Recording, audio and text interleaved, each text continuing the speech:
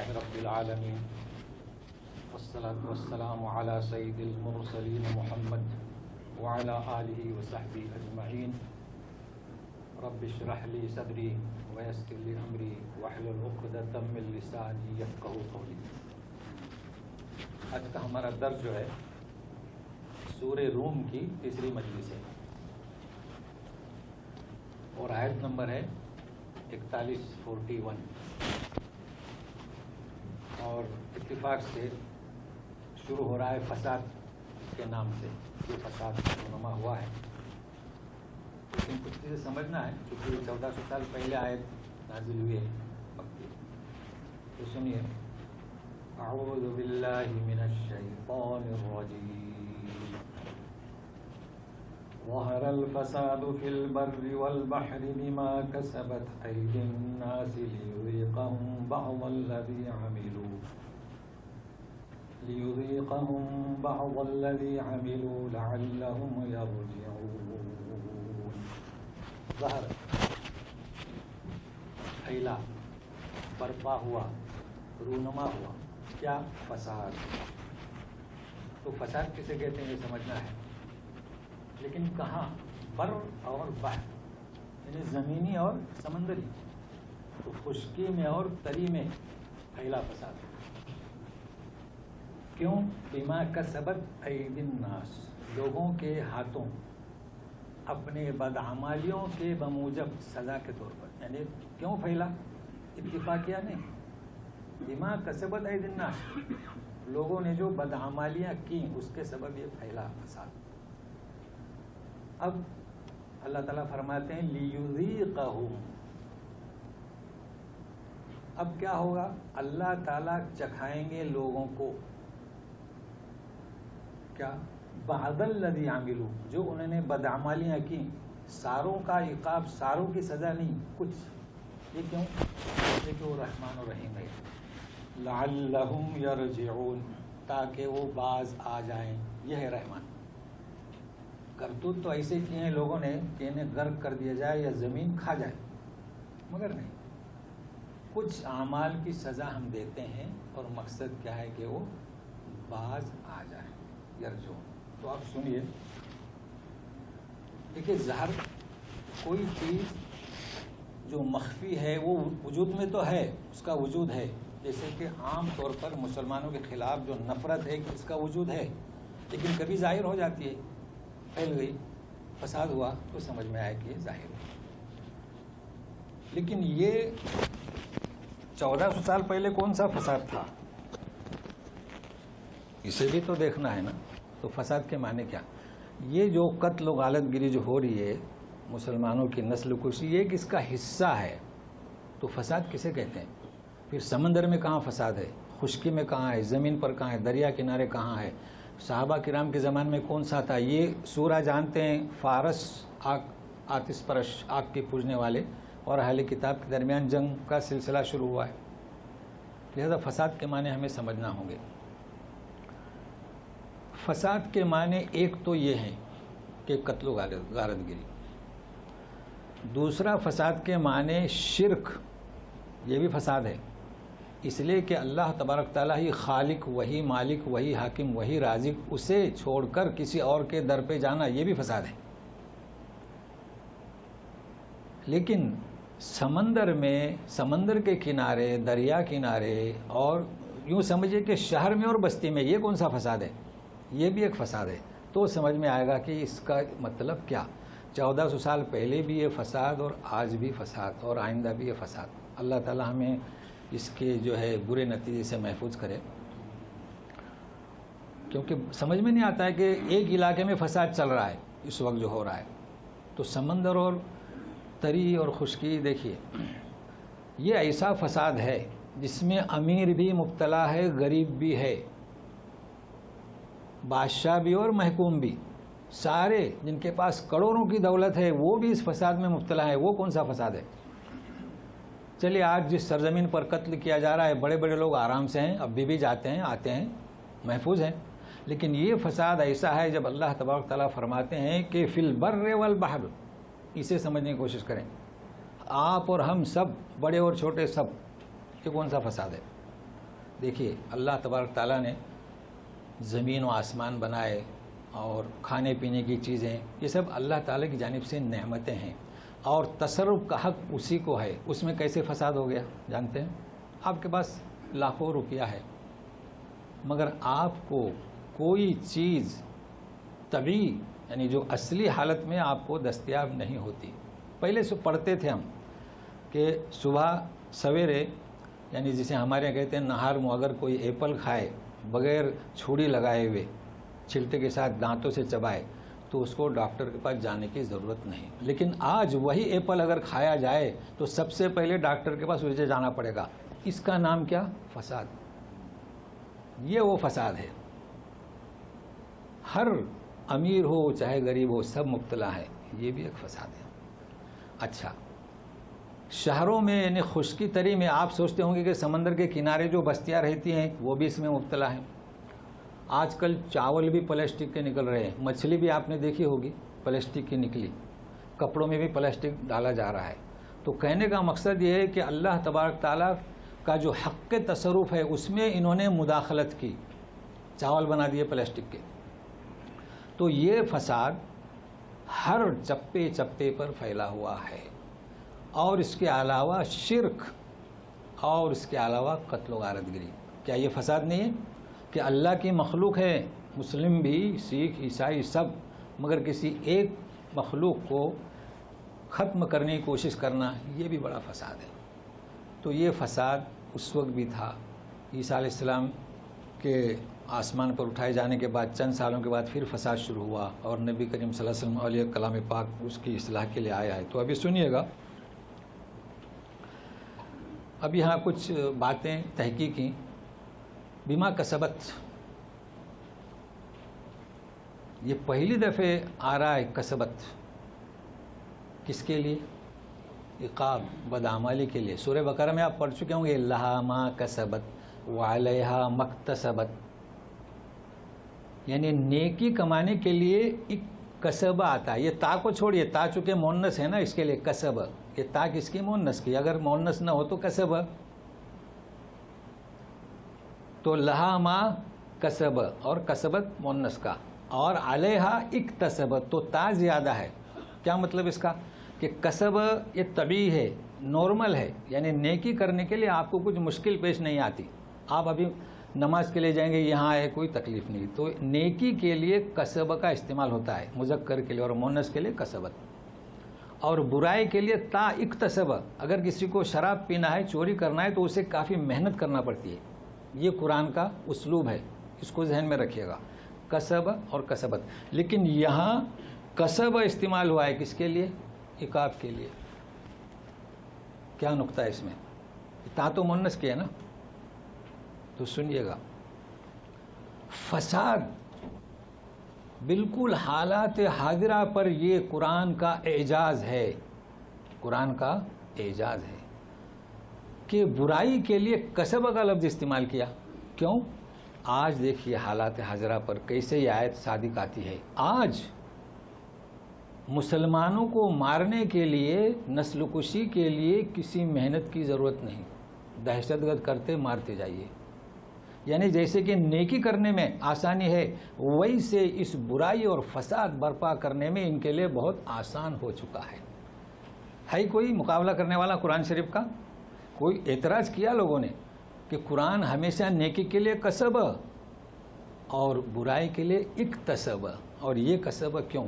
تو یہ وجہ ہے. آپ یقین کریں گے کس قدر آسان ہے. تو وہ ہے کہ فساد برپا کرنا آج کل، دھوکہ دہی، جھوٹ، مکر، فریب آسان ہو گیا ہے، جیسے کہ نیکی کرنا. اور چلیے لیذیقہم. دیکھیے ہمارے یہاں جلسہ ہوتا ہے نا، قرات پڑھو. کیا کہتے ہیں؟ قرات پڑھو. آج میں آپ کو بتاتا ہوں قرات پڑھنا کسے کہتے ہیں. جبکہ ہونا کیا چاہے؟ تلاوت کرو، ٹھیک ہے نا. تو آج میں آپ کو بتاؤں کہ تلاوت جو ہے یہ قرات بھی ہو سکتی ہے، تلاوت جو ہے روایت بھی ہو سکتی ہے، تلاوت جو ہے وجہ بھی ہو سکتی ہے. اصل تلاوت ہے. تو یہ جو میں نے ابھی آپ کے سامنے آیت پڑھی یہ تلاوت. کیا؟ تلاوت. لیکن کون سی؟ روایت. قرآن شریف کا پچھلا حصہ دیکھیں بروایت حفص عن عاصم، تو دو چیزیں یاد ہو گئی، تلاوت اور روایت. لیکن اب میں قرات پڑھ رہا ہوں، تو سنیے قرات کسے کہتے ہیں. دیکھیے لیودی کا پہ ظہر الفساد فی البر والبحر بما کسبت ایدی الناس لنذیقہم بعض الذی عملوا لعلہم یرجعون. کیا فرق ہوا؟ نذیقہم قرات ابن عباس، معنی میں کوئی فرق ہوا؟ اس کا نام ہے قرات، چونکہ ابن عباس نے اس طریقے سے پڑھا ہے اور پڑھتے تھے. معنی کیا ہوگی؟ اللہ تعالیٰ فرماتے ہیں تاکہ اللہ انہیں مزہ چکھائے، تاکہ ہم مزہ چکھائیں. اچھا اب رہا سوال، اچھا ایک اور چیز آئے گی وجہ، انشاءاللہ اگلے صفحہ تک پہنچے تو لعلہم یرجعون، باز آ جائیں. کیا مطلب باز آ جائیں؟ یہ بدعمالیوں کو ترک کریں. سب سے پہلا پیغام کہ ان حالات میں صبر و تحمل سے کام لیں، ایک چیز، اور اعمال صالحہ اختیار کریں، اللہ کی طرف رجوع کریں. جو درست اور راہ راست نظام العمل ہمارے پاس ہے قرآن، اسے اپنائیں، اسے کہیں گے رجوع لعلہم یرجعون. ورنہ پھر وہی کلام پاک ہمارے پاس ہے صرف ایصال ثواب کے لیے، مردوں کو بخشنے کے لیے، اور دھوکہ چوری اور اللہ تعالیٰ کی حقانیت، اس کا جو حق کے تصرف ہے، اس کا جو حق ہے اسے چھوڑ کر غیروں کی طرف، تو اس کا نام یرجعون نہیں. تو اس آیت میں ظہر الفساد، فساد کے کیا معنی اور بما کسبت ہے، یہاں کچھ قواعد بھی بتلا دیا، لیکن اصل پیغام ہے کہ لعلہم یرجعون. تو یرجعون کے لیے اب میں کیا پیغام دوں؟ میرا پیغام یہ ہے کہ ہم لوگ ایک جماعت بن جائیں. ہم سب کیا ہیں؟ جماعت المسلمین ہیں، جس کا ذکر قرآن میں ہے نا، ید اللہ علی الجماع. اور یہ جماعت المسلمین اگر آپ دیکھنا چاہتے ہیں تو ہمارے علاقے میں آئیے. ہمارے علاقے میں ہر گاؤں میں ایک جماعت المسلمین ہوتی ہے. تو ید اللہ علی الجماع جو ہے یہ جماعت مراد ہے. کیوں؟ اس کے علاوہ کئی جماعتیں ہیں. ہر گاؤں میں حنفی ہوں گے نا، ہر گاؤں میں شافعی ہوں گے، پھر ہر حنفی میں دیوبندی اور بریلوی ہوں گے، ہر شافعی میں دیوبندی اور بریلوی میں ہوں گے، تو 4 ہو گئے. 5ویں اہل حدیث ہوئے. یہودی بھی تھے ہمارے یہاں، اب نہیں ہیں. تو یہ 5 جو ہے نا، ان میں آپس میں دیواریں کھڑی ہیں. لیکن جماعت المسلمین جو ہے وہ صدر کی حیثیت رکھتی ہے، سارے اس جماعت میں ہیں. شادی بیاہ جو بھی کفن دفن، تو یہ جماعت ایسی جماعت والے بن جائیں. اس میں آپ یہ نہ دیکھیں کہ یہ فلاں جماعت کا ہے، یہ فلاں جماعت کا ہے، نہیں، یہ جماعت المسلمین. اب لوگوں نے اپنی اپنی جماعتوں کی طرف کھینچ لیا. نہیں، ید اللہ علی الجماع. کون سی جماعت؟ جماعت المسلمین. جماعت المسلمین. تو یہ رجوع کرنے کی ضرورت ہے اس وقت. اور یہ جو ہمارے درمیان دیواریں ہیں نا نفرت کی، لوگوں سے ملیے خوش اخلاقی سے، ہم سب ایک ہیں. جب دشمن ہماری طرف لپکتے ہیں وہ یہ نہیں دیکھتے کہ شیعہ ہے کہ سنی ہے، تبلیغی ہے کہ جماعت اسلامی ہے، مسلمان ہے. اور نام بھی کیا ہے؟ مسلمان، جماعت المسلمین. اس سے اور کیا پیغام دوں بڑا؟ تو سنیے گا. اب دوسری آیت شروع ہو رہی ہے. بات تھی مشرکین مکہ کی، عرب کے مشرکین کی. تو ان کے پہلے جو لوگ گزرے ہیں ضدی حجت والے، ان کا انجام بد کیا ہوا، اس کی طرف توجہ دلائی جا رہی ہے. تو سنیے. قل سیروا فی الارض فانظروا کیف کان عاقبۃ الذین من قبل کان اکثرهم مشرکین. دیکھیے، گھومیے پھریے. اس کے پہلے بھی آیتیں گزر چکی ہیں، لیکن یہاں وہ گھومنا پھرنا مراد نہیں ہے. عرب کے مشرکین سے کہا جا رہا ہے کہ تم سے پہلے جو گزرے ذرا جائیے دیکھیے. کیا کہا جا رہا ہے؟ فانظروا، غور کیجئے کہ ان کا انجام کیا ہوا. کیا تھے؟ اکثرهم مشرکین. اکثر مشرک تھے، دین ابراہیم پر تھے، اپنے اپنے نبی کے دین پر تھے، مگر کیا شرک کرنے والے تھے. تو اکثرهم سے مراد کیا؟ کچھ تو تھے توحید پر، تو توحید والوں کو ہم نے بچا لیا، یہ کہا جا رہا ہے. تو اکثر آپ مشرک ہیں اس وقت کہا جا رہا ہے، اور یہ توحید پرست بہت کم ہے. لیکن ہماری سنت یہ ہے کہ ہم وہی انجام کریں گے تمہارا جو تم سے پہلے مشرکوں کا انجام ہوا، اور ہمارے ایک توحید پرست کو بچا لیں گے. یہ پیغام ہے اس میں. لیکن جب قومیں گمراہ ہیں، غلط راستے پر ہیں اور ان کا انجام بد ہے اور فساد برپا ہوا، رونما ہوا، تو اب آپ کو کون سا راستہ اختیار کرنا چاہے اس کا ذکر ہے۔ صحابہ کو تسلی بھی ہے، فَأَقِمْ وَجْهَكَ لِلدِّينِ الْقَيِّمِ مِنْ قَبْلِ أَنْ يَأْتِيَ يَوْمٌ لَا مَرَدَّ لَهُ مِنَ اللَّهِ يَوْمَئِذٍ يَصَّدَّعُونَ۔ آپ اپنا رخ کیجئے، وجہک سے مراد کیا؟ اپنی ذات، آپ اے رسول اور سارے آپ کے ماننے والے، دین قیم، صحیح دین جو راستہ ہے، پائیدار ہے، قبل اس کے کہ ایسا دن آئے لا مرد لہو من اللہ، اللہ کے مقابلے میں اسے کوئی ٹال نہیں سکتا، وہ عذاب کا دن، قیامت کا دن، لا مرد لہ کوئی ٹال نہیں سکتا۔ اس دن جس دن قیامت برپا ہوگی، یصدعون، یہ یصدعون جو ہے نا، یہاں کے رہنے والے بہت آسانی سے سمجھ سکتے ہیں، تو انشاءاللہ یوٹیوب پر دیکھنے والے بھی سمجھنے کی کوشش کریں۔ مطلب ہے کہ وہ دن جو ہے ٹالا نہیں جائے گا، وہ دن آنے سے پہلے آپ جو ہیں اپنی اصلاح کر لیں، اس دن کو اپنائیں۔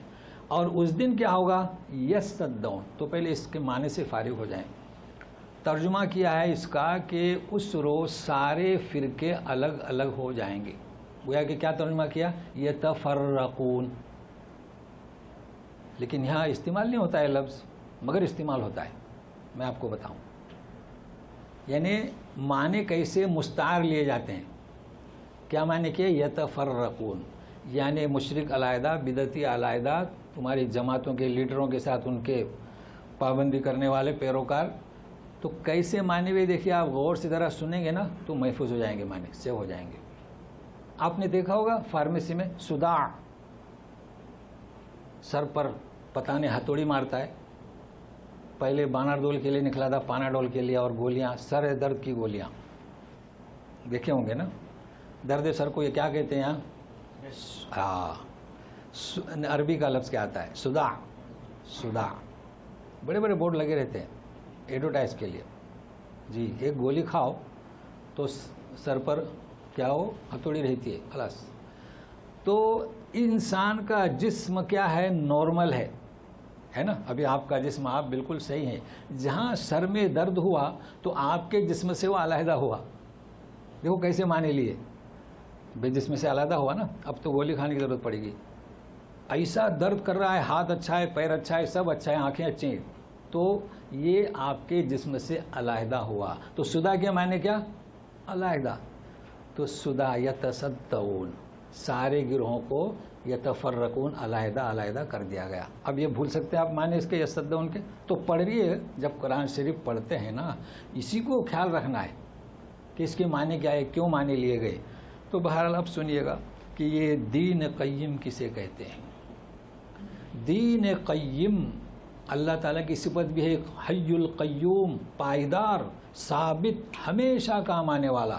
یہ دین کون سا؟ ان الدین عند اللہ الاسلام۔ اس کے علاوہ جو ہے کیا، وہ مذاہب ہیں، مذہب۔ تو مذہب جو ہے انہوں نے کوشش کر کے بنائی ہے۔ مذہب بھی آپ جانتے ہیں کس کی طرف منسوب ہوتا ہے مذہب؟ ایک مجتہد کی طرف، جیسے کہ ابو حنیفہ نے کوشش کی اور ایک مذہب بنایا، شافعی نے کوشش کی، لیکن ہاں اماموں کی طرف۔ میں مجتہد اس لیے کہہ رہا ہوں کہ تھوڑا احترام سے نام لے رہا ہوں، اور امام صحیح ہے، امام لوگ سمجھیں گے، عام طور پر اماموں کی طرف منسوب ہے۔ دین قیم کس کی طرف منسوب ہے؟ اللہ کی طرف، ٹھیک ہے نا۔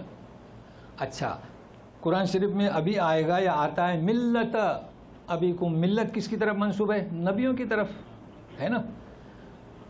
اور اس کے ساتھ ساتھ شریعت، شریعت کس کا کیا مطلب؟ شریعت کا مطلب جیسے شریعت موسوی، شریعت عیسوی، شریعت محمدیہ، اللہ تعالیٰ کے احکام پر مبنی ہے، وہ کہیں گے شریعت۔ تو شریعت کا نام مذہب کو نہیں مل سکتا، دین کا نام مذہب کو نہیں مل سکتا۔ مذہب جو کیا ہے، پریکٹیکلی طور پر، عملی طور پر بتلا دیا کہ نماز روزے کیسے پڑھا کرو۔ تو اس میں ہم فرق نہیں کر رہے ہیں، ہم مذہب کو شریعت کا درجہ دیتے ہیں اور دین کا، دین کی بات سننے کے لیے تیار نہیں۔ تو یہ دین ہمیں کہاں ملے گا؟ کلام پاک میں۔ تو ایسے دین کو اپنائیے، اور اگر کوئی چیز ہمارے مذہب میں جس پر چل رہے ہیں کوئی قرآن شریف کی مخالف ہے تو اسے ترک کر دیں، تو اس پر رہیے گا۔ آپ سنیے، من کفر فعلیہ کفرہ ومن عمل صالحا فلانفسہم یمہدون. یہاں پر بھی وہی معنی ہیں، آسان کر دوں گا کہ جو کوئی کفر کرے گا یعنی ناشکری، یہ اس دین کو نہ مانے، اللہ کے دین کو تسلیم نہ کرے تو اس پر اس کا وبال فعلیہ. اور جو کوئی نیک اعمال کرے تو وہ اپنے لیے، دیکھیے سنتے ہوں گے مہد سے لحد تک سنتے ہیں نا، تو مہد کسے کہیں گے؟ ماں کی گود بچے کے لیے کیا ہوتی ہے؟ پناہ گاہ ہوتی ہے، لیکن پناہ گاہ نہیں، آرام گاہ ہوتی ہے. دیکھیے کوئی شخص آ گیا اجنبی ہو تو سیدھا بھاگتا ہے، کہاں؟ چھوٹا بچہ، آرام مل گیا اسے. اب کوئی بھی آئے اسے کسی قسم کا ڈر نہیں. تو دیکھیے معنی کیسے لیے گئے؟ فَلِأَنفُسِهِمْ يَمْهَدُونَ. تو جو نیک کام کریں گے وہ کل آخرت کے لیے اپنے کے لیے آرام گاہ تیار کرتے ہیں. دیکھیں کیسے معنی لیے، اب کبھی بھول سکتے ہیں. یمہدون مہد سے پناہ گاہ بناتے ہیں یا آرام گاہ بناتے ہیں، فرش راحت کے لیے بناتے ہیں.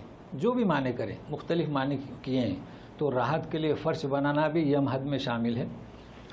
لیکن کیوں؟ لِيَجْزِيَ الَّذِينَ آمَنُوا وَعَمِلُوا الصَّالِحَاتِ مِن فَضْلِهِ إِنَّهُ لَا يُحِبُّ الْكَافِرِينَ.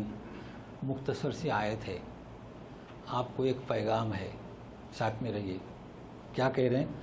تاکہ صلہ دے کن لوگوں کو؟ جنہوں نے اپنے راحت کے سامان تیار کیے نا، آرام گاہ بنانے کی کوشش کی ہے، وہی لوگ ہیں اعمال صالحہ کرنے والے. مگر یہاں نقطہ کیا ہے؟ دیکھیے من فضلی. کیا؟ من فضلی. تو سنیے اے تہجد گزارو اور دعوت و دین کا کام کرنے والوں، تبلیغ کرنے والوں، لیکن دعوت عام ہے، چاہے تبلیغ میں کریں چاہے کہیں بھی کریں، جماعت المسلمین میں رہ کر کریں. آپ کو جو صلہ ملے گا یہ آپ کے اعمال کے عوض نہیں. کیا دلیل؟ من فضلی، اللہ اپنے فضل سے دے گا. کیا مطلب؟ ہم دعوت کر رہے ہیں، دعوت کا کام کر رہے ہیں، شیطان آپ کو گھمنڈ میں نہ داخل کر دے کہ ہماری دعوت یہ کوشش ہے. مگر ایک اور پیغام سنیے، انہ لا یحب الکافرین. اللہ مسلمانوں کے بارے میں تو اتنا کہہ دیا کہ اپنی آرام گاہ، اپنے کیا ایسا فرش جو دل خوش ہو اور اپنے فضل سے، اور جو مشرکین ہیں مبتدین ہیں اتنا کہہ کر ان کی فائل کو کلوز کر دیا. کیا کہتے ہیں؟ کہ وہ کافروں کو پسند نہیں کرتا. دیکھیں کتنا فرق. کیا پیغام دوں میں آپ کو یہاں؟ ہمارے آپ کے بارے میں تو اتنی تفصیل، اور کافروں کے بارے میں انہ لا یحب الکافرین. اب ہمیں کیا کرنا چاہیے؟ قدر کرنا چاہیے نا، شکر کرنا چاہیے. ہمیں بھی اعلان کے ساتھ اس دین کی تبلیغ، اس دین پر ہمیں فخر کرنا چاہیے کہ ہمارے پاس قرآن ہے. اگر قرآن شریف میں کوئی بات ہمارے سامنے ہو اور ہمارے مذہب میں کوئی بات ہو تو کسے اختیار کریں گے؟ کلام پاک. کیوں؟ اللہ تعالیٰ ہمارا اتنا احترام کرتے ہیں، عزت بخشی، اور ہم سوچنے کی بات ہے، غور کریں. رجوع الی القرآن. ہمارا آپ کا پیغام کیا ہے؟ لوگوں کو اس دین قیم کی طرف مائل کرنا. فساد برپا ہوا ہے، رونما ہوا ہے، دین میں بھی لوگوں نے مداخلت کرنے کی کوشش کی ہے. تو سنیے گا اب کیا بتلایا جا رہا ہے اگلی آیتوں میں، کہ ناسازگار ماحول ہے نا، اس کو ہموار فضا میں کیسے تبدیل کرنا. کوئی لوگ شکایت کرتے ہیں نا، کہاں محنت کریں، کوئی سنتا ہی نہیں. حقیقت ہے، وہ کہاں سے سنیں گے؟ کیونکہ قرآن کو عام نہیں کیا گیا، قرآن کو مختص کر لیا گیا. کس کے لیے؟ علماء کے لیے. علماء دوسرے کام کر رہے ہیں، درس و تدریس کا، فقہ پڑھا رہے ہیں، تو ہموار کیسے ہوگی فضا؟ مگر سنیے آیتیں بتلائی جا رہی ہیں. وَمِنْ آيَاتِهِ أَن يُرْسِلَ الرِّيَاحَ مُبَشِّرَاتٍ وَلِيُذِيقَكُم مِّن رَّحْمَتِهِ وَلِتَجْرِيَ الْفُلْكُ بِأَمْرِهِ وَلِتَبْتَغُوا مِن فَضْلِهِ وَلَعَلَّكُمْ تَشْكُرُونَ. دیکھیے رحمتہ و فضلہ کیا کہہ رہے ہیں کہ اس کی نشانیاں. اب نشانیاں کوئی بھی ہوں، لیکن یہاں پر نشانی کا ذکر ہے. یرسل الریاح، ہواؤں کو بھیجتا ہے. دیکھو کلام پاک میں کہیں ہے ریح، اور کہیں ہے ریاح. ری جب آتی ہے تو آفت کے لیے، ریحن سرسرن آتیہ، اور ریا جو آتی ہے ہموار فضا کے لیے. دیکھیے وہ بھیجتا ہے ہواؤں کو. کیسی ہوائیں؟ خوشخبری مبشرات. یہ کون سی ہوائیں؟ برسات کے پہلے جو آتی ہے نا، ہمارے یہاں کہتے ہیں مانسون. جی وہ. وَلِيُذِيقَكُم مِّن رَحْمَتِي، کیوں؟ تاکہ اپنی رحمت سے تم کو سیراب کرے. اب وہاں ہم نے ترجمہ کیا کہ بدعمالیوں کا مزہ چکھائے، تو یہاں نعمت سے نوازے. دیکھیں معنی میں فرق آ گیا نا جی، حالانکہ وہی لفظ ہے. وَلِتَجْرِيَ الْفُلْكُ بِأَمْرِهِ، اور کشتیاں چلیں اس کے حکم سے. غور کیجئے ترجمے پر. اور تم تلاش کرو اس کا فضل، اور تاکہ تم شکر کرو. دیکھیے پہلے ہوا بھیجتا ہے، فاعل کون؟ اللہ، ایک نعمت ہے. دوسرا وہ ہوائیں بشارت دیتی ہیں، کون؟ اللہ بھیجتا ہے. ہمارے بس میں کچھ ہے؟ ہم کہہ سکتے ہیں ہوا ادھر آ جا؟ نہیں. کہہ سکتے ہیں کہ برس میرے لیے بشارت بن جا؟ نہیں. اور اس کی رحمت ہمارے اختیار میں ہے؟ نہیں. تو تیسری نعمت ہوئی. مگر ذرا فلک تجری میں دیکھیے تبدیلی آ گئی، اگر سمجھنا چاہتے ہیں تو. یہ نہیں فرمایا کہ وہ کشتیوں کو چلاتا ہے نا. دیکھیے کیا فرمایا؟ کشتیاں چلتی ہے اس کے حکم سے. اس لیے کہ کشتیوں کے اور جہازوں کے چلانے میں ہمارا اپنا ہاتھ ہے. پہلے تو ہاتھ سے پانی کو دھکیلتے تھے نا، اب بٹن دباتے ہیں. ایک ہی ہے، لیکن ہمیں بھی اختیار ہے. تو گویا کہ کشتیاں جو چلتی ہیں آپ بھی اسے چلاتے ہیں. البتہ وہ چلے گی، اسٹارٹ کب ہوگی؟ اللہ کا حکم ہو. تو دیکھیے جامعیت، دیکھیں قرآن کی. چیلنج جو ہے کلام پاک کا، مگر ایسی جامعیت کو ہم چھوڑ کر کہاں لگے ہیں؟ آپ ہی جواب دیں. اور ایسی جامعیت والا، کرشمے والا قرآن ہم کیا حساب پڑھتے ہیں؟ بغیر سمجھے. کیوں پڑھتے ہیں؟ ایصال ثواب کے لیے. اس کو بھی سمجھ جائیے چونکہ میرا پیغام ہے یہ. اچھا اب اور فضل تلاش کرو. ہم تلاش کریں لیکن فضل اس کے اختیار میں ہے. تو یہ بھی نعمت، ہوائیں، بشارت، رحمت، اور فضل تلاش کرو تاکہ تم قدر کرو. تو یہ جامعیت ہے اس کی آیت کلام پاک کی.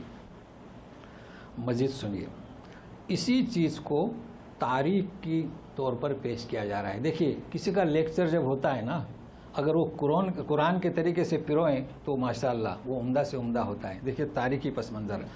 وَلَقَدْ أَرْسَلْنَا مِن قَبْلِكَ رُسُلًا إِلَىٰ قَوْمِهِمْ فَجَاءُوهُم بِالْبَيِّنَاتِ فَانتَقَمْنَا مِنَ الَّذِينَ أَجْرَمُوا وَكَانَ حَقًّا عَلَيْنَا نَصْرُ الْمُؤْمِنِينَ.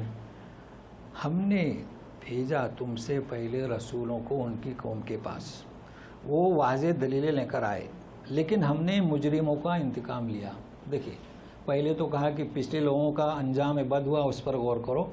اب یہ چیلنج ہو رہا ہے عرب کے مشرکین کو کہ اس کے پہلے کیا ہوا. ہم نے مجرموں کا انتقام لیا. اور دوسری بات، حقاً علینا نصر المؤمنین. اے مؤمنوں، اللہ تعالیٰ فرماتے ہیں مومنین کی مدد کرنا ہمارے ذمے واجب ہے، حق ہے. سمجھتے ہیں نا حق کسے کہتے ہیں؟ جی بھائی حق کی وراثت، باپ کی وراثت بیٹوں کا حق ہے. تو اللہ تعالیٰ فرماتے ہیں کہ حق ہے مجھ پر. تو اطمینان دلا رہے ہیں مومنین کو اس وقت کے چند توحید پرست. اور آج بھی جب فساد برپا ہوا ہے تو مومنوں پریشان ہونے کی ضرورت نہیں. ابھی قرآن باقی ہے، ابھی اسلام باقی ہے، ابھی اللہ تمہیں بشارت دے رہا ہے. ضرورت کس کی ہے؟ لعلہم یرجعون. بعد آ جاؤ.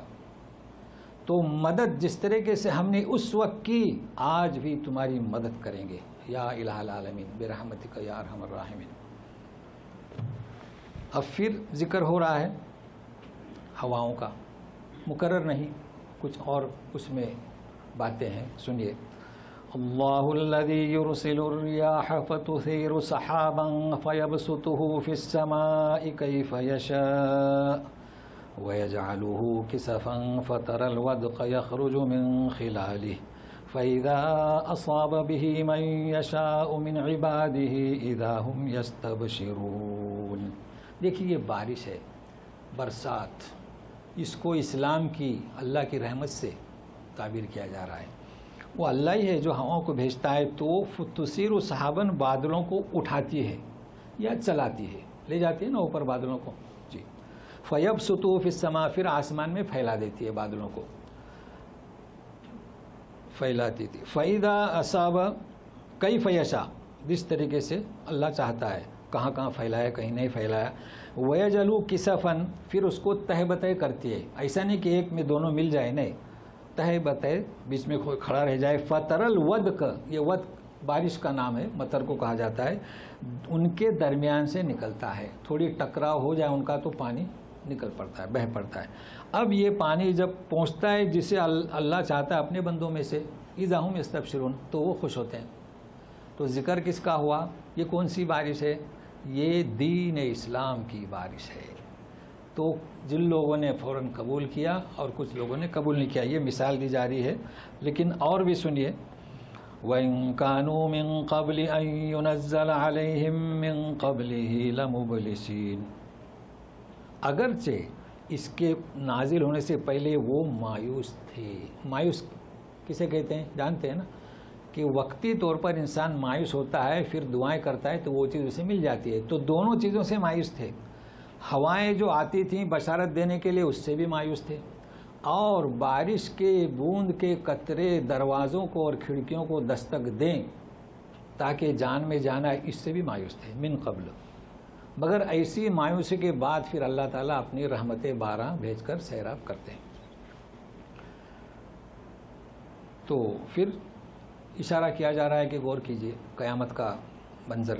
فانظر الى آثار رحمت اللہ کیف یحیی الارض بعد موتها ان ذلک لمحیی الموتى وهو على كل شیء قدیر. فانظر یعنی دیکھیے نہیں، غور کیجئے، دیکھنا نہیں، غور کیجئے. اللہ تعالیٰ کی رحمت کے آثار دیکھیے. برسات کس طریقے سے زمین کو زندہ کرتا ہے مردہ ہونے کے بعد. دیکھیے برسات کا موسم ختم ہوا، زمین خشک ہو گئی، کئی دفعے یہ آیت آئی ہے، اور جانور رونتے ہیں، انسان رونتے ہیں، گھاس پھوس مٹی میں مل جاتی ہے، گویا کہ اسے تعبیر کیا مردہ ہو گئی. پھر باران رحمت تو ہریالی آ جاتی ہے. تو کیا کہا جا رہا ہے؟ اسی طریقے سے ان نزال کے وہی ہے جو مردوں کو قبروں سے زندہ کرے گا. یہ مثال کس کے لیے ہے؟ غیر مسلموں کے لیے. مگر کون دعوت دے گا؟ دعوت دینا تو درکنار، ہمارا معاشرہ ہی قرآن سے دور ہے، ورنہ قرآن کلام پاک میں یہی دعوت دی گئی ہے کہ اپنے معاشرے کی اصلاح کے لیے یہ دعوت دیں، اور وہ ہر چیز پر قادر ہے. یہ دعوت کسے دی گئی ہے؟ اس وقت کے عرب کے مشرکین کو، کہ اعتراض کرتے تھے کہ قیامت کیسے واقع ہوگی. پھر اسی کا ذکر ہے، اسی ہوا کا. سنیے، وَلَئِنْ أَرْسَلْنَا رِيحًا فَرَأَوْهُ مُصْفَرًّا لَوَلُّوا مِنْ بَعْدِهِ يَكْفُرُونَ. تو ریاح کے مقابل میں ریح بھی آ گیا. ریح آتا ہے آفت کے لیے. اگر ہم بھیجیں ریح، ہوا آفت کی، اور دیکھیں اس کے بعد کہ ہو جائے کھیتی زرد. دیکھیں کھیتی ہری ہوتی ہے نا، جب آفت آ جائے کیڑے جراثیم کے تو وہ پیلی پڑ جاتی ہے تیار ہونے سے پہلے. تیار ہونے کے بعد جو پیلاپن ہے چاول کا وہ اور چیز ہے. تو لَظَلُّوا مِن بَعْدِ يَكْفُرُونَ، تو پھر وہ کیسے ہو جاتے ہیں؟ ناشکری کرتے ہیں. تو یہ ذکر یہاں پر ہوا ہے برسات کا، می کا سمجھانے کے لیے اور یقین کرنے کے لیے. اور یہ برسات ایسی ہے کہ برسات کا موسم یا بارش کا برسنا کسی کے اختیار میں نہیں. اس کی مثالیں دی گئیں. اس کے باوجود بھی یہ لوگ سنتے نہیں ہیں. تو اب سننے کے لیے تیار رہیے گا. ہمارے یہاں لوگ قبرستان میں جاتے ہیں، وہ کہتے ہیں السلام علیکم، کہتے ہیں نا، پھر کہتے ہیں کہ انہوں نے سنا.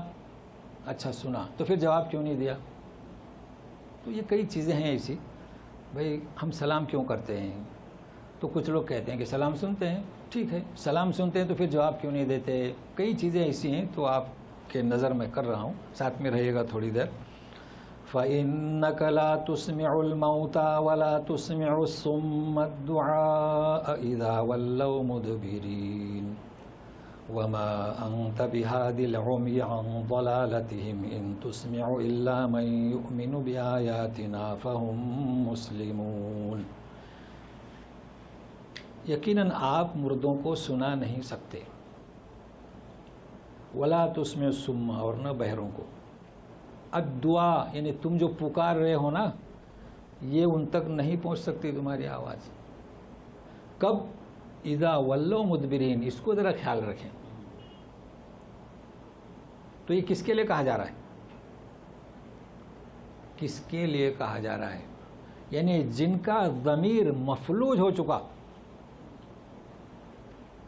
سمجھ سے کام نہیں لے رہے ہیں، ضد، یہ زندہ ہیں، سن رہے ہیں، دیکھ رہے ہیں، مگر ان کا دیکھنا مفلوج، یعنی دیکھنے والوں کی طرح نہیں دیکھ رہے.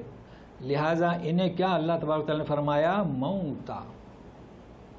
اچھا، ایک ضدی ہے، اس کا ضمیر مر چکا ہے، لیکن آپ کے پاس مخاطب ہے، ہو سکتا ہے آپ اسے کچھ سمجھائیں، مگر وہ رخ پھیر لیتا ہے.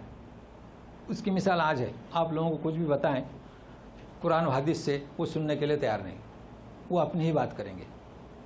تو اس کا نام کیا؟ مفلوج المزاج. مزاج ان کا ختم ہو گیا، فالج ہو گیا اس کو. تو آپ یہ کیسے سن سکتے ہیں؟ پریشان ہونے کی ضرورت نہیں. تو اللہ تعالیٰ رسول سے فرماتے ہیں کہ تم انہیں نہیں سنا سکتے، تو ہم اور آپ کیسے سنائیں گے؟ تو زندہ ہو کر بھی یہ کیا ہیں؟ مردہ ہیں. تو یہ بات کس کے بارے میں کہی جا رہی ہے؟ مشرکین عرب جو زندہ اور سننا یہ صفات ان کے ساتھ تھی، اس کے باوجود بھی ضمیر ان کا مر چکا تھا، انہیں مردے سے تعبیر کیا جا رہا ہے. تو جو زندہ ہے اے رسول، صرف اس لیے کہ مفلوج المزاجیں سنا نہیں سکتے. تو اب رہا سوال جو قبروں میں ہے، اسے کون سنا سکتا ہے؟ اب یہ بھی سوال آتا ہے. وما انت بہادی العمی، تم اندھوں کو ہدایت نہیں دے سکتے، حالانکہ وہ دیکھ رہا ہے. تم اسی کو سنا سکتے ہو جو ہماری آیتوں کو یقین کرتا ہے اور سر تسلیم میں خم کرتا ہے. تو ایک آیت اور یاد رکھ لیں، سورہ فاتر آیت نمبر 22، واضح طور پر اے رسول، وما انت بمسمع من فی القبور، کیا فرماتے ہیں؟ اے رسول، قبروں میں جو ہیں تم انہیں سنا نہیں سکتے. سورہ فاتر لکھ لیے. یہ کس کے بارے میں ہے؟ جو زندہ ہیں لیکن مردے کے برابر ہیں، انہیں تو سنا نہیں. اور آج سنا سکتے ہیں آپ؟ جن کے دماغوں میں جماعتیں پیوست ہو چکی ہیں، ختم، اور مذہب جی بغیر دلیل کے اب بات کو مانتے ہیں لوگ، تو وہ مفلوج المزاج ہیں. تو پھر قبرستان والوں کو کیسے سنائیں گے ہم؟ چلیے، قبرستان میں کہتے ہیں السلام علیکم اہل القبور، ہے نا، کہتے ہیں نا، وَإِنَّا إِنشَاءَ اللَّهُ بِكُمْ لَاحِقُونَ. جی، تو کیا مردے سنتے ہیں؟ کیا انہوں نے سنا؟ سوال یہ آتا ہے. اچھا، اگر سنا تو پھر جواب بھی دیا. جی، مطلب دادا دادی نانا نانی ان کو معلوم ہوا کہ پوتے نوا سے آئے تھے، جی ہے نا. کیا مطلب اس کا؟ چلیے، لوگ یہ کہتے ہیں پبلک حدیث کہ ہم سلام کرتے ہیں تو انہیں معلوم ہوتا ہے کہ ہم سلام کرنے گئے. اچھا، تو پھر جواب بھی دیتے ہوں گے، تو آپ سنتے ہیں تو نہیں. اچھا، آپ زندہ ہیں اور ان کا سلام کا جواب نہیں سنتے، تو وہ مردہ آپ کا سلام کیسے سنتے ہیں؟ ان کے لیے پیغام میرا، ٹھیک ہے. اچھا، اس کو یاد رکھیے. دوسری چیز، جواب بھی دیتے ہیں، ہاتھ بھی باہر نکلتا ہے. چنانچہ ایسے آپ کو لطائف ملیں گے جب چلے گئے. یہ قبرستان کی بات نہیں ہو رہی ہے، یہ بڑے بڑے مزاروں کی بات ہو رہی ہے، روزے اطہر کی بھی بات ہو رہی ہے. وہاں جب سلام پڑھتے ہیں تو پتہ نہیں کون سا ہاتھ نکلا باہر. تو جب سلام سنتے ہیں تو جواب بھی دیتے ہیں، جب آپ تعریف کرتے ہیں تو ہاتھ بھی نکلتا ہے باہر. یہ پبلک حدیث کہہ رہا ہوں، میں نہیں کہہ رہا ہوں. اب میں آپ کو بتاتا ہوں یہ کیا ہے. یہ کلام پاک کہاں گیا؟ یہ آیت کیا کہتی ہے؟ چلیے، ہمیں حکم ہے کہ تم سلام کرو، ٹھیک ہے نا. مسجد میں کیا ہے؟ سلام کرتے ہوئے داخل ہو جاؤ. مسجد میں کوئی نہیں ہے. گھر میں کیا ہے؟ آپ دروازہ کھولو تو سلام کرتے ہوئے داخل ہو جائے. اندر کوئی ہے؟ کوئی نہیں ہے. تو آپ کی سلام کون سنتا ہے؟ تو سلام کرنے کے لیے سننا ضروری نہیں، آپ صرف سلام کریں، ٹھیک ہے نا. اچھا، ایک اور نقطہ، دو نقطے اب میں پیش کر رہا ہوں، اس کو غور سے سنیے. ایک نقطہ یہ ہے کہ ہم کہتے ہیں السلام علیکم ورحمۃ اللہ وبرکاتہ، تم پر سلامتی ہو، ٹھیک ہے نا. کس کی جانب سے؟ میری جانب سے نہیں. کس کی جانب سے؟ رحمت اللہ. اس نے مختص کر دیا کہ میں جو تم پر سلام بھیج رہا ہوں میرے بس کی بات نہیں ہے، اللہ کی سلامتی تم پر ہو. اب چاہے آپ شارٹ کٹ کہیں السلام علیکم، مطلب کیا؟ اللہ. سمجھ رہے ہیں نا؟ تو آپ تو دعا دے رہے ہیں. تو قبرستان میں جب جائیں گے السلام علیکم اہل دیار المؤمنین یا قوم مومنین، تو ہم دعا کی درخواست کر رہے ہیں. اس کو نوٹ کیجئے. دوسری چیز، درود شریف. ابو داؤد کی حدیث ہے، حدیث مشہور ہے کہ جمعہ کے روز مجھ پر کثرت سے درود بھیجو، اس لیے کہ درود شریف مجھ تک پہنچائی جاتی ہے. کیا الفاظ ہیں؟ پہنچائی جاتی ہے. یہ حدیث کے الفاظ ہیں، لیکن حدیث کو تو سب کے پاس یہ نہیں پہنچتی. چلو میں بتاتا ہوں. اور ایک نقطہ، حدیث میں کیا لکھا گیا ہے؟ درود شریف پڑھو مجھ تک پہنچائی جاتی ہے. صحابہ نے پوچھا آپ تک کیسے پہنچائی جاتی ہے؟ تو فرمایا کہ نبیوں کے جسموں کو مٹی نہیں کھاتی، مطلب ہم برزخ میں ہیں، ہم تک پہنچائی جائے گی. لیکن جب آپ درود شریف پڑھتے ہیں تو کیا کہتے ہیں؟ کیا یوں کہتے ہیں کہ رسول میری جانب سے درود؟ نہیں. کیا کہتے ہیں؟ اللہم کا کیا مطلب؟ اے اللہ صلی علی محمد، محمد پر سلامتی. صلی کے معنی کیا؟ رحمت. تو آپ درخواست کر رہے ہیں اللہ سے اور پھر کہتے ہیں کہ رسول سنتے ہیں. سمجھ رہے ہیں نا؟ اس نقطے کو نوٹ کیجئے گا. لہٰذا یہ ساری باتیں جو ہے لوگوں نے اپنی جانب سے اور سننے کے لیے تیار نہیں. قرآن کی آیت آپ پیش کریں، چونکہ وہ مذہبیت جو ہے اپنی جماعتیت جو پیوست ہو چکی ہے، تو ہونا یہ چاہے کہ لعلہم یرجعون، مگر جب رسول سنا نہیں سکتے تو ہم اور آپ نہیں سنا سکتے. لہٰذا میرا پیغام ہے کہ جب بھی لوگوں کو نصیحت کریں تو اس طرح سے نصیحت نہ کریں کہ ہم انہیں چپکا دیں. نہیں، بلکہ صرف پیغام پہنچانا ہے. جیسے میرے طریقہ کار ہے، آیت احادیث اماموں میں اختلاف ہے، وہ فلان نے کیا کہا، باقی ان کے رائے پر چھوڑ دی. اس لیے کہ جب ہدایت ان کا جو فالج جب ختم ہوگا تب یہ سن سکیں گے. اچھا، اب میں آپ کو وجہ پڑھ کر سناتا ہوں. یعنی آپ کو تلاوت معلوم بھی اور قرات بھی معلوم بھی اور روایت بھی معلوم بھی. اب وجہ پڑھ رہے ہیں تو ذرا سنیے گا. دونوں حضرات کے پاس قرآن ہے، دونوں قسم کے، سعودی عربی پرنٹ ہے اور اردو پرنٹ ہے. ہم نے نام رکھا ہے اس کا، تو سنیے گا. اللہ الذی خلقکم من ضعف ثم جعل من بعد ضعف قوة ثم جعل من بعد قوة ضعفا وشیبا. یہ وجہ ہوئی. کیا ہوئی؟ وجہ. دوسری وجہ سنیے تو اس کا نام ہے کیا؟ وجہان. اچھا، اس کو طریقہ نہیں کہہ سکتے چونکہ طریقہ مختص ہو گیا. طریقے شاطبی اور جزری، تجوید کی جو اصطلاحات ہے نا، ایک طریقہ شاطبی اور ایک طریقہ جزبی، تو یہاں وجہ کہیں گے. سنیے دوسرا. اللہ الذی خلقکم من ضعف ثم جعل من بعد ضعف قوة ثم جعل من بعد قوة ضعفا وشیبا یخلق ما یشاء وهو العلیم القدیر. تو بروایت حفص کتنی؟ دو وجہ ہیں. ترجمہ ایک ہی ہوگا، وہی ذات ہے جس نے تمہیں پیدا کیا. ضعف یا ضعف، جب ماں کے پیٹ میں بچہ ہوتا ہے تو کیسا کمزور ہوتا ہے. پھر جب پیدا ہوتا ہے جعل من بعد ضعف قوة، پھر جوان، پھر نوجوان. پھر اس نوجوانی کے بعد ضعفاً، کمزور، بڑھاپا اور کمزوری. شیبہ کے معنی کیا؟ بڑھاپا. تو بڑھاپے کے ساتھ کمزوری کو لگا دیا، جوانی کے ساتھ نہیں لگایا، اس لیے کہ وہ علاج کر کے پھر ہو جاتا ہے طاقتور. تو بڑھاپا ایسا ہے کہ پھر لوٹ کر نہیں آ سکتا. قرآن کا اعجاز. جی، تو یہ سب کیوں بتایا جا رہا ہے مشرکین عرب کو کہ تمہارے پاس جو ابھی قوت ہے نا، یہ ڈھلنے والی ہے. اللہ تعالیٰ ہر چیز پر قادر ہے، تو اپنی قوت پر، سلطنت پر فخر نہ کریں. وَهُوَ الْعَلِيمُ الْقَدِيرُ. وہ خوب جانتا ہے اور خوب قدرت رکھنے والا ہے. اس کے علم اور قدرت کی بنیاد پر یہ تغیرات ہوتے ہیں. تو کہنے کا مقصد کیا؟ کہنے کا پیغام کیا اس میں؟ یہ بڑے بڑے سپر پاور، آج قوت ہے کل بڑے ہو جائیں گے، ہے نا؟ کتنی سلطنتیں آئیں، رفو ختم ہو جاتی ہیں، مگر نہیں، چونکہ قرآن پڑھتے نہیں. یہ ان کی طاقتیں، یہ ان کی قوتیں، یہ سب ختم ہو جائیں گے. اللہ تعالیٰ اس چیز پر قدرت رکھنے والا ہے. ابھی سنیے قیامت میں ان کا حال کیا ہوگا. وَيَوْمَ تَقُومُ السَّاعَةُ يُقْسِمُ الْمُجْرِمُونَ مَا لَبِثُوا غَيْرَ سَاعَةٍ كَذَلِكَ كَانُوا يُؤْفَكُونَ. جب قیامت قائم ہوگی تو یہ مجرمین قسمیں کھائیں گے، اس وقت کے بھی اور آج کے بھی۔ کیا کہیں گے؟ قسم کھا کر، وہ ہم تو تھوڑی دیر رکے، ما لبثوا غیر ساعہ، 100 سال تک 70 سال تک یہاں ظلم کرتے رہے، مسلمانوں کا صفایا کرتے رہے، لوٹ مار، اور کہیں گے کہ ہم تو تھوڑی دیر رکے۔ ایسے ہی معلوم ہوگا انہیں۔ اوہو، اسی طرح دنیا میں الٹے پھرتے تھے نا، فساد، تو قیامت میں بھی الٹی ہی بات کریں گے۔ تو سنیے ان کا رد انشاءاللہ ہم دیں گے۔ کیا دیں گے؟ وقال الذين اوتوا العلم والایمان لقد لبثتم في كتاب الله الى يوم البعث فهذا يوم البعث ولكنكم كنتم لا تعلمون۔ یقین کریں گے کہ ہم جواب دیں گے؟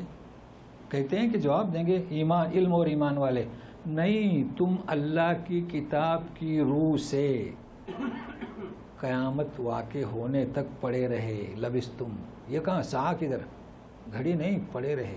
ہمیں قرآن کی آیت سے معلوم ہوا ہے۔ ٹھیک ہے، یہاں پر بھی ایک پیغام دیتا ہوں، یہ وہی قیامت کا دن ہے، مگر تم لا تعلمون، کیا مطلب؟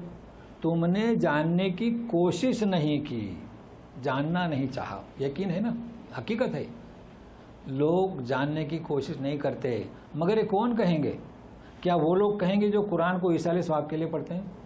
کیا وہ لوگ کہیں گے جن کو درس قرآن سے نفرت ہے؟ وہ کہیں گے؟ تو یہ آیت کس کے لیے ہے پھر؟ جب وہ کہیں گے کہ کلام پاک کی بات ہوتی ہے تو نہیں، آپ نہیں سمجھ سکتے، ہمارے بڑے ہی سمجھتے ہیں، یعنی یہ بھی جواب ملا ہے، بھائی کلام پاک میں تو یہ ہے، کیا آپ سمجھتے ہیں قرآن کو یا ہمارے امام سمجھتے ہیں؟ یہ کہتے ہیں۔ کیا مطلب اس کا؟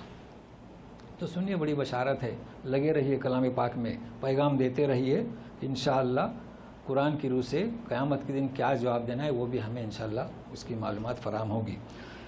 فَيَوْمَئِذٍ لَا يَنفَعُ الَّذِينَ ظَلَمُوا مَعْذِرَتُهُمْ وَلَا هُمْ يُسْتَعْتَبُونَ۔ جی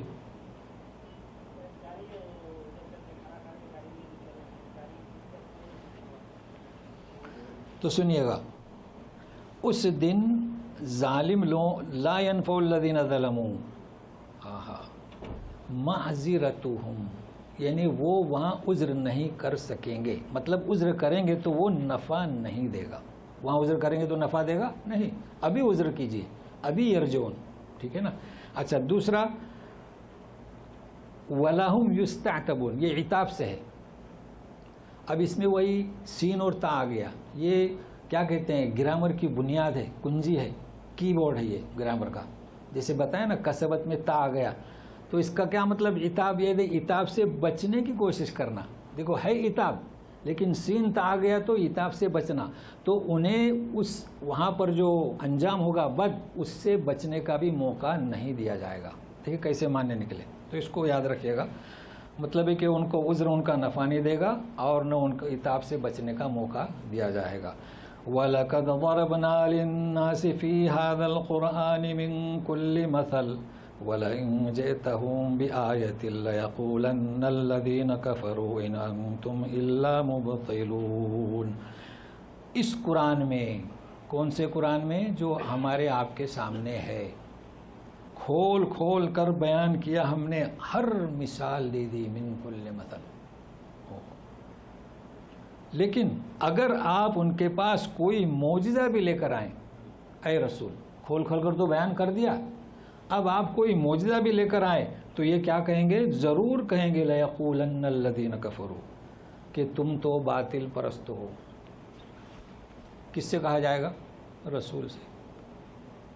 یعنی آیتیں کھول کر بیان کی، اگر آپ نشانی معجزہ بھی لے کر آؤ، یہی کہیں گے کہ تم باطل کو چاہنے والے ہو۔ تو یہ پیغام میرا داعیوں سے ہے، ہم جو دعوت دیتے ہیں ہمارے ساتھ بھی یہی ہوگا، اور ہوا ہے۔ جب بھی ہم کوئی آیت کو پیش کرتے ہیں، وہاں سے جواب آتا ہے اس کے مناسب ہی نہیں، بھائی آیت کا کیا رد؟ تو یہ دستور ہے، زمانے سے چلا آ رہا ہے، ہمارے مسلمان بھائی بھی انہی کی پیروی کر رہے ہیں، مگر انہیں پتہ نہیں کہ کس کی پیروی کر رہے ہیں، شیطان کی، شیطان کے ایجنڈوں کی، چونکہ کلام پاک کے سامنے کسی کو نہ رکھا جائے، کلام کلام ہے۔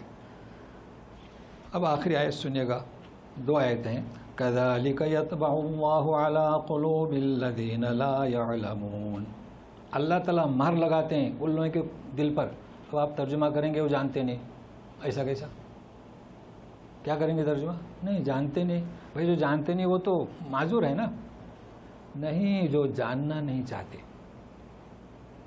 جو جاننا نہیں چاہتے، جن میں رغبت نہیں، جو قرآن کو سمجھنا نہیں چاہتے، تو اللہ کیا کریں گے؟ مہر لگا دیتے. تو یہ کیا عرب کے مشرکین کے لیے تھا، ہمارے بھائیوں کے لیے بھی ہے، جنہوں نے قرآن کو پسے پش ڈال رکھا ہے اور اپنی کتابچے لے کر چلتے رہتے ہیں حج میں، عمرے پر، جہاں بھی. کلام پاک میں کچھ اور ہے، عمل رسول میں کچھ اور ہے، اور ان کا اپنا. تو کیا فرماتے ہیں اللہ تعالیٰ؟ جاننا نہیں چاہتے. یہ نہیں کہنا کہ جانتے نہیں، جاننا نہیں چاہتے. فاصبر ان وعد اللہ حق ولا يستخفنك الذين لا يوقنون. سورہ روم شروع ہوا تھا 2 معرکوں سے، اور پھر درمیان میں مشرکین عرب کی قباحتیں، ضد، ہٹ دھرمی، اور پھر مومنین کے لیے بشارت. اب کہا جا رہا ہے کہ اے رسول محمد صلی اللہ علیہ وسلم فاصبر. تو ہمارے داعی سے، ہم لوگوں سے فاصبر ان وعد اللہ حق. کس کا جواب ہے؟ آیت گزری ہے حقا علینا نصر المؤمنین. آج کے حالات ایسے ہیں، آج کے حالات ایسے ہیں. ہمیں کیا کرنا ہے؟ صبر و تحمل، اور جو درست اور راست جو نظام العمل ہے اسے اپنانا ہے، اعمال صالحہ شروع کرنا ہے، تو اور صبر کرنا ہے. تو حق اور ولا یستخفنک الذین لا یؤمنون. لا یؤمنون میں سب آتے ہیں. آج پوری دنیا جو مسلمانوں کے خلاف ہے، انہیں آخرت کے دن پر یقین نہیں ہے.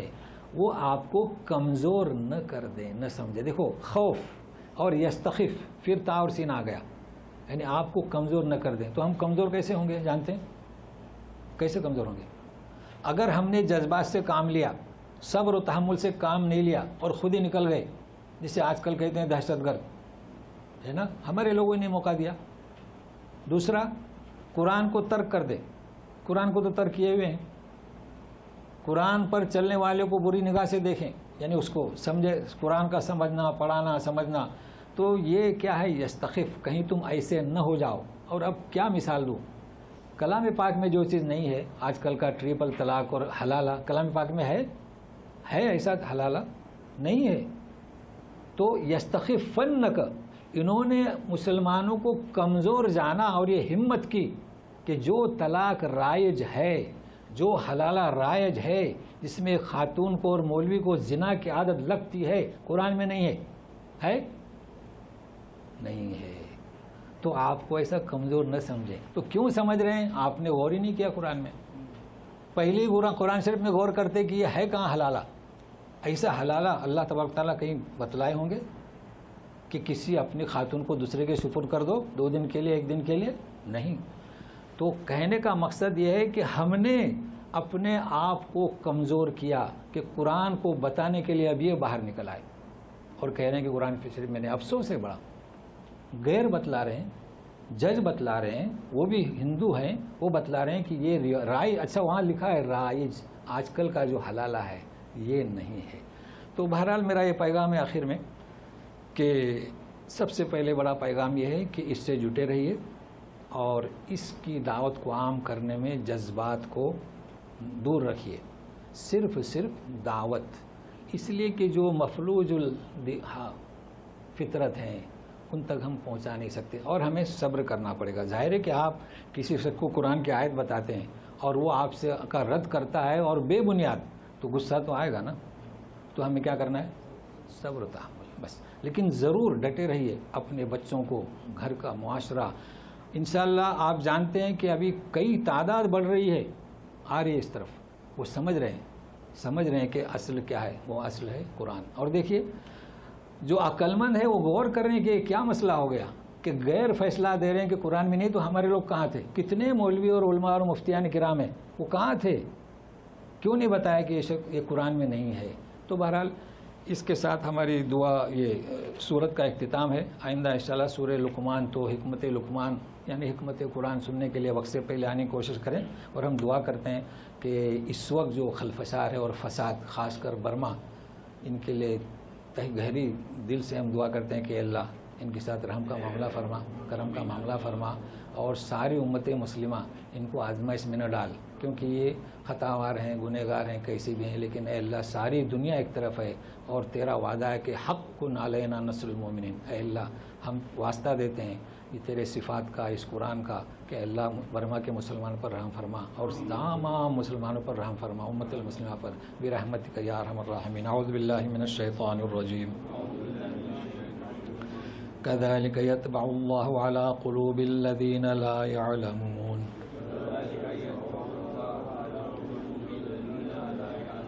فاصبر إن وعد الله حق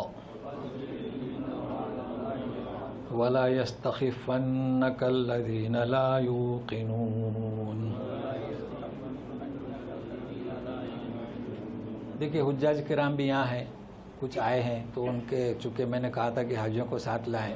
دیکھیے حاجیوں کہ اصل بات یہ ہے کہ آپ کو اللہ تعالیٰ نے بلایا، کیونکہ حاجی مہمان کس کا ہوتا ہے؟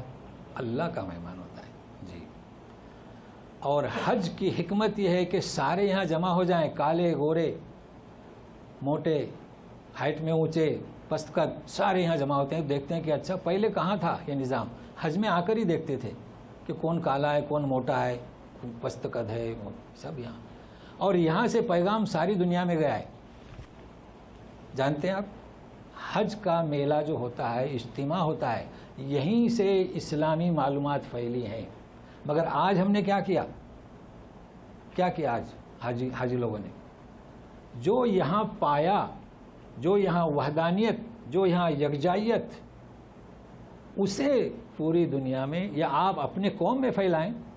کیونکہ جو جس قوم کا ہے کہ ہم نے وہاں یہ دیکھا، چونکہ آپ اللہ کے مہمان، کیوں کہ یہاں سے کچھ فائدہ اٹھائیں. توحید دیکھیے اقامت ہوتی ہے، سارے شافی، حنفی، مالکی، حنبلی جو بھی ایک ساتھ کھڑے ہو جاتے ہیں. دیکھا ہوگا آپ نے فجر میں بھی کھڑے ہوتے ہیں. کبھی کسی کو دیکھا جو نکلا باہر؟ اب آپ کیا پیغام لے کے جائیں گے؟